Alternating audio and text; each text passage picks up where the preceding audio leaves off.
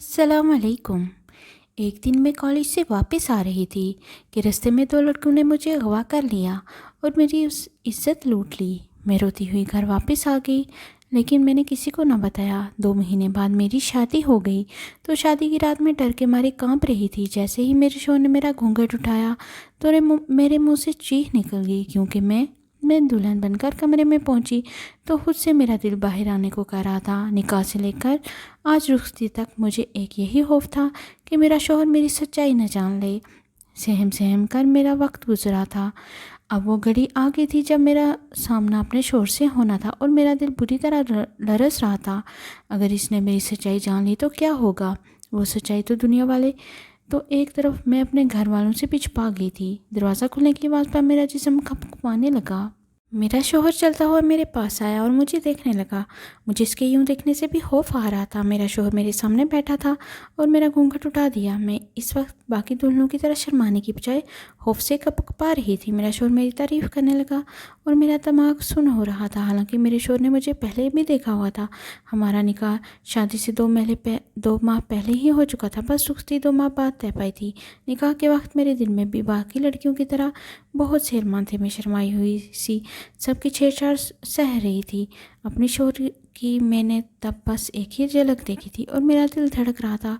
हालात वही रहते तो यकीनन मैं भी आज शर्माते हुए धड़कते दिल से ये तारीफ़ें वसूल कर रही होती। मगर 1.5 माह पहले जो मेरे साथ हादसा पेश आया, इसने मेरी हस्ती हिला दी थी। मेरा दिल दुनिया से और जीने से उठ गया था। मैं हर पल खौफ के हसार में गुजारती थी। आज यहाँ पहुँची थी और आज जब मैं पूरे हक से इनके पास आई थी तो खौफ से मेरा दिल रुक रहा था। मेरा शौहर मुझसे बातें कर रहे थे और मुझे इनकी नज़र अजीब खोजती हुई महसूस हो रही थी। बातें करते इनकी नज़र मेरे वजूद पर पड़ी तो वो वाज़ेह ठिके थे। मैं इनके ठहरने पर सहम गई। उन्होंने मुझे गौर से देखते हुए बहुत सी अजीब सी बात कह दी, जिसने मुझे फिर से सूली पर लटका दिया था। मुझे लगा मेरा राज पता चल गया है। वो मेरी हकीकत जो मैं इनसे छुपा रही थी शायद वो जान गए हैं। मगर तब हैरत हुई जब उन्होंने सर झटक दिया और कहा, मैं थक गया हूँ और यकीनन तुम भी थक गई होगी। तुम कपड़े बदल कर सो जाओ। मुझे हदायत देते ही वो सो गए थे और मैं अपनी जगह साकत सी बैठी रह गई। अजीब इंसान था, इसने मुझे छुआ ही नहीं। मुझे इस बात पर परेशानी हो रही थी और मेरा दिल मज़ीद भारी होने लगा था। मैं कपड़े बदलती बेदिली से लेट गई, मगर मेरे दिमाग में ये बात जारी थी कि पहली ही रात मेरे शौहर ने मुझे छूने की बजाय इधर की बातें करके सोने का कह दिया। पूरी रात में इसी परेशानी के खौफ से सो नहीं पाई थी। अगले रोज़ वलीमा था और मैं मुश्किल अपने चेहरे पर मुस्कुराहट सजाई बैठी थी रही।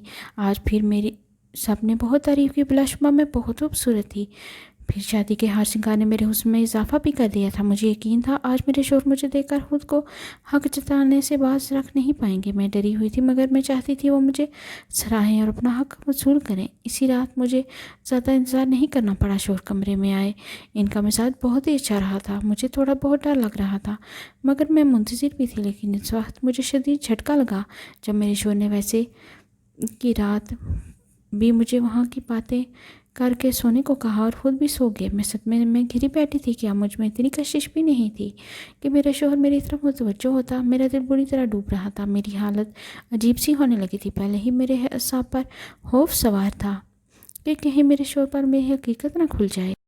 ऊपर से मेरे शौहर का अजीब रवैया मुझे बौखलाहट में मुब्तला कर रहा था। और फिर इसी पर बस नहीं हुआ था। मेरे शौहर बहुत अच्छे इंसान थे, इससे बहुत प्यार कब से पेश आते थे, मगर उन्होंने पूरा महीना गुजार दिया लेकिन कोई रिश्ते की बुनियाद नहीं रखी थी। मेरी नफ्सियात पर बहुत गहरा असर पड़ रहा था। मुझे फिर से अपने साथ होने वाले हादसात के बुरे ख्वाब रातों को जगाने लगे थे। मेरी हालत दिन ब दिन बिगड़ती जा रही थी। मैं हर वक्त डरी रहती। 3 माह शुरू हुआ तो मेरे जिस्म की साहत बदलने लगी और मुझे यही खौफ था। मैं चाहती थी इस वक्त से पहले मेरे शौहर से मेरा मजबूत रिश्ता बन जाए, मगर ऐसा नहीं हो पाया था। अब यकीनन मेरी हकीकत खुल जाती। मैं मुसलसल ज़हनी दबाव में रहने की वजह से मेरी हालत ख़राब हो रही थी। एक दिन मेरी तबीयत बहुत ज़्यादा बिगड़ी तो मेरे शौहर मुझे डॉक्टर के पास ले गए। डॉक्टर ने मेरा चेकअप करके वही कहा जिसका मुझे खौफ था। वो बोल रही थी कि मैं माँ बनने वाली हूँ और मेरी प्रेगनेंसी को 3 महीना शुरू हो चुका है। और मैं सहमी हुई सर डालकर बैठी थी। अब यकीनन मेरे शौहर मुझको ख़त्म कर लेते। सारे तल्लुकात कोई भी गैरतमंद इंसान यही करता। मेरा दिल चाहा मैं चीख चीख कर रहूं, मगर मेरा वजूद बिल्कुल बेजान और ठंडा हो रहा था। डॉक्टर साहब मेरे शोर को बताए दे रहे थे कि ज़हनी दबाव की वजह से मेरी हालत नासाज है और मुझे अच्छी खुराक के साथ साथ अच्छे माहौल की भी ज़रूरत है। वो नहीं जानते थे कि ये नाजायज़ बच्चा है। मेरी आंखों में 6 माह पहले हुआ हादसा किसी फिल्म की तरह चल रहा था। 3 माह पहले अपने निकाह के तकरीबन 1 माह बाद एक सुबह मैं अपने कॉलेज जा रही थी जब मुझे 2 नकाबपोश नौजवानों ने अगवा कर लिया था।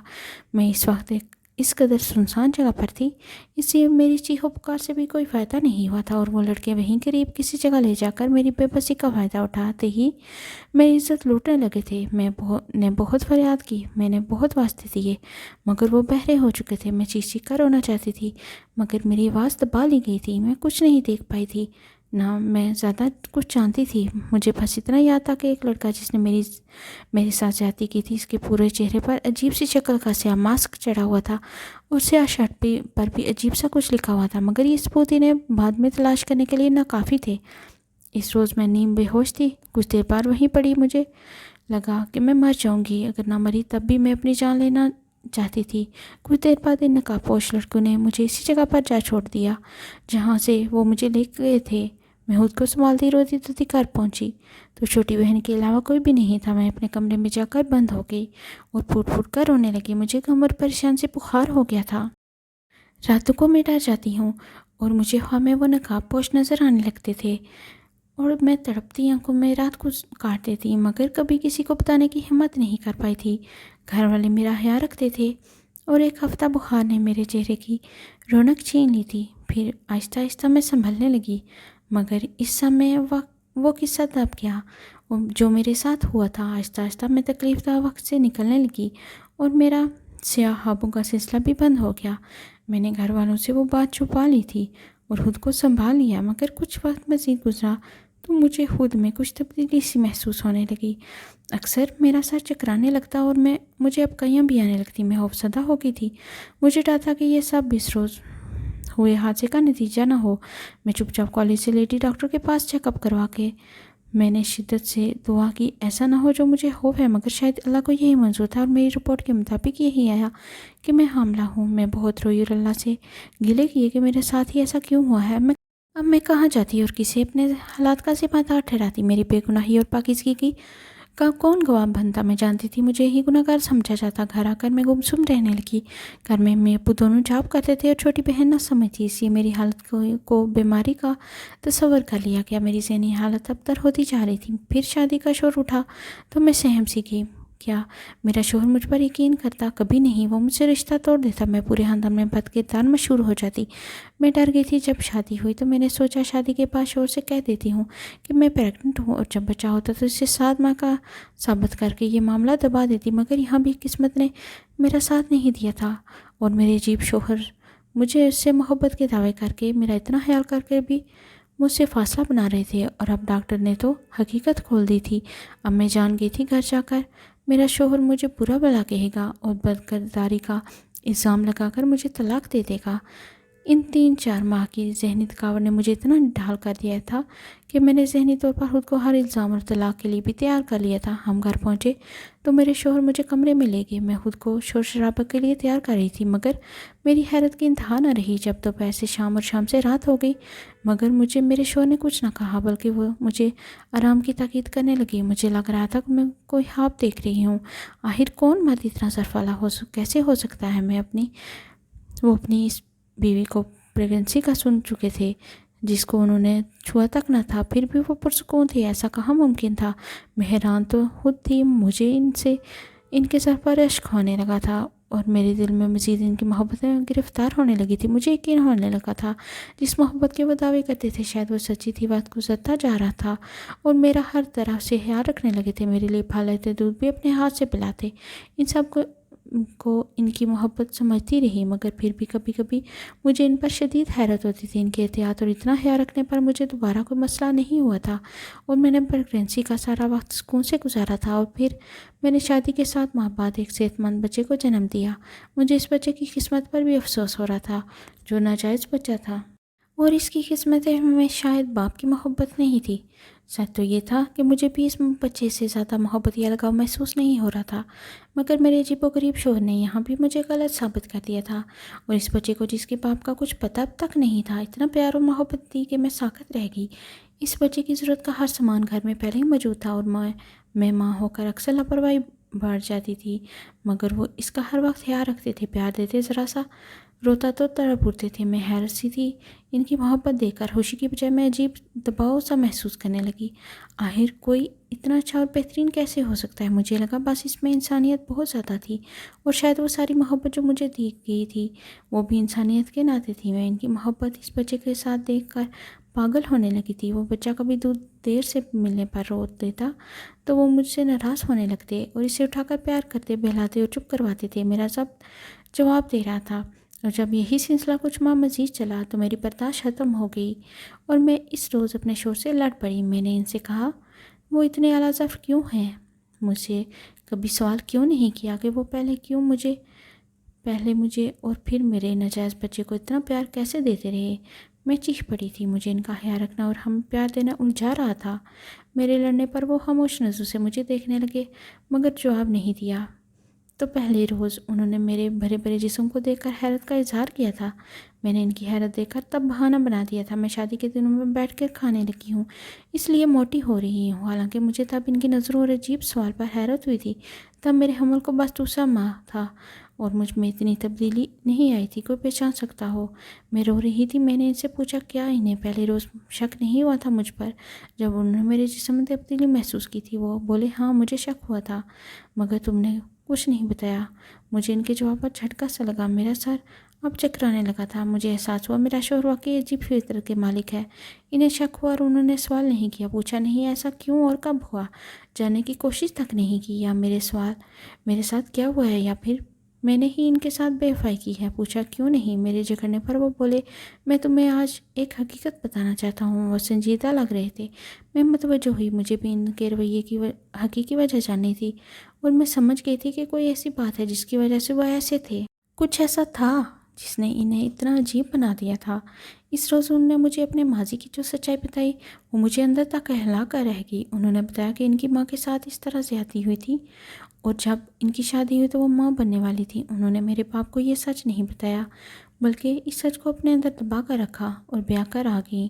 جب شادی کے بعد میرے باپ کو یہ حقیقت پتہ چلی، بہت ہنگامہ کیا۔ انہوں نے میری ماں کو بد کردار کے طعنے دیے اور بہت ذہنی اذیت دی۔ عجیب بات یہ تھی کہ وہ اپنی بیوی کو چھوڑنے کو تیار نہیں تھے، اپنی بیوی کو اپنائے رکھا، رشتہ قائم کیا، مگر بس اتنا ہی ظرف بڑا کر پائے، اس سے زیادہ وہ نہیں کر پائے تھے۔ حالانکہ میری ماں کے ساتھ زیادتی ہوئی تھی اور ان کا کوئی قصور نہیں تھا۔ میرے باپ کے طعنوں اور ڈانٹ پھٹکار سنتی رہتی اور سہتی رہتی۔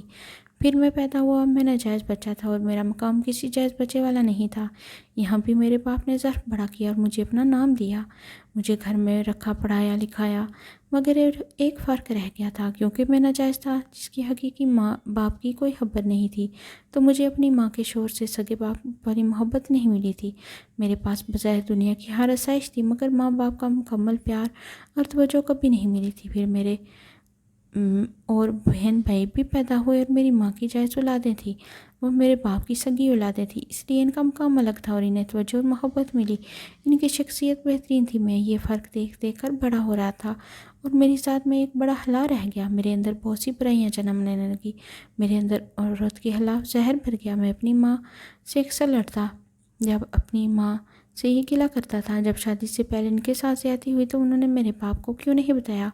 انہیں چاہیے تھا کہ وہ اپنے ہونے والے شوہر کو پہلے سے سچائی بتاتی اور ان کو فیصلے کا حق دیتی۔ میری نظر میں میری ماں کے شوہر کا کوئی قصور نہیں تھا، میری ماں نے ان سے چھپا کر ان کے ساتھ زیادتی کی تھی، ان کے ہاتھ باندھ دیے۔ حالانکہ اس مرد میں اتنا ظرف تھا کہ اس نے حاملہ بیوی کو اپنایا، اسے رشتہ ختم نہیں کیا، اور یہاں تک کہ اس نے ناجائز بیٹے کو بھی اپنا نام دیا۔ اس مرد کو اگر شادی سے پہلے حقیقت کا علم ہوتا تو وہ کبھی ماں کو نہ چھوڑتا، ہاں مگر بس اتنا ہوتا کہ وہ اس زوم میں رہتا کہ یہ فیصلہ اس نے اپنی مرضی سے کیا ہے۔ اسے یہ مان ہوتا کہ وہ میری ماں نے اس پر اعتبار کیا، میرے شوہر بول رہے تھے اور میں جیسے برف بن چکی تھی، یعنی میں نے اپنے شوہر کی ماں والی قسمت پائی تھی۔ تو یہ تھا وہ ماضی جس کی وجہ سے انہوں نے شک ہونے پر بھی مجھ سے سوال نہیں کیا، بلکہ حقیقت پتہ چلی لڑنے یا ماننے کی بجائے دل سے اپنا لیا۔ میرے شوہر نے میری طرف دیکھا، مجھ سے کہا، मेरा तुमसे यही सवाल है, तुमने मुझसे क्यों छुपाया वो सब? क्या तुम इस सब में शामिल थी? क्या तुम्हारा किसी से नाजायज़ ताल्लुक़ था? इनके सवालात पर मैं तड़प उठी। मैंने जल्दी से नफ़ी में सर हिलाकर इनकार किया और उन्हें यकीन दिलाने लगी, ऐसा कुछ नहीं है। मैंने कसम खाई और कहा, मैं बेकसूर हूँ। मैं इन नकाबपोश नौजवानों को नहीं जानती, इनकी शक्ल तक नहीं देखी। मैं पाकीज़ा हूँ, मेरा कभी किसी गैर मर्द से ऐसा कोई ताल्लुक़ नहीं था। मैंने अपने दिल में अगर किसी को रखा था तो मेरा शौहर था। मेरे यकीन दिलाने पर वो बोले, जब ऐसा था तो क्यों छुपाया या खुद क्यों नहीं बताया? तुम्हारे साथ तो ज़्यादती हुई थी, तुम तो खुद भी मसलूम थी। फिर क्यों खौफसदा थी? क्या बात थी आखिर? क्यों मेरी माँ वाली बेवकूफ़ी दोहराई?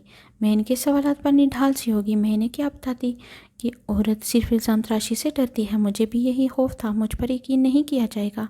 मेरे पास कोई सबूत नहीं था और मैं इनको क्या बताती कि आज के दौर में ऐसे आला ज़र्फ़ भी तो बहुत कम रह गए हैं। लोग तो एक झूठे इल्ज़ाम पर रिश्ते तोड़ देते हैं।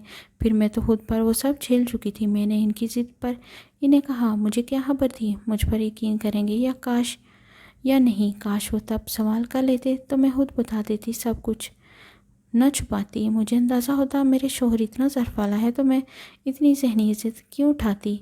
मेरे रोने पर मेरे शौहर ने मेरा हाथ थाम कर मुझे कहा, अब याद रखना, मुझे तुम पर यकीन है, अब ज़्यादा सोचना मत सोचना। मैंने तशक्कुर भरी नज़रों से इन्हें देखा।